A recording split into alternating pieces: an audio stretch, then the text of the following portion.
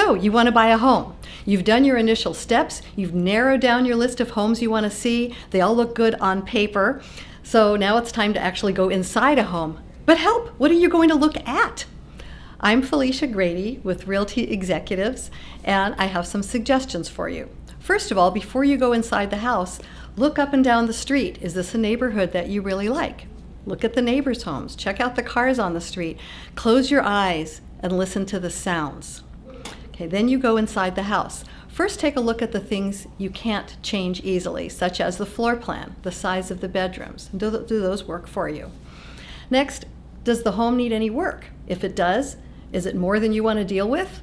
Or are these things that you're kind of excited about making changes so to make it your own? Then little things you can't necessarily see right away is there air conditioning? Is there heat? Is it central air? Is it a swamp cooler? What works for you? And then look up. Are there any stains in the ceilings? These could be a sign of leaks. Is there possibly mold? And ask your agent for feedback on these things too. And then last of all, does it feel good?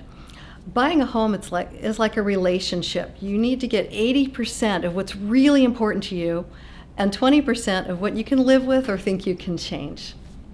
So if you'd like any other suggestions, give me a call, 661-433-2244. Again, it's Felicia Grady, Realty Executives. Thanks for listening.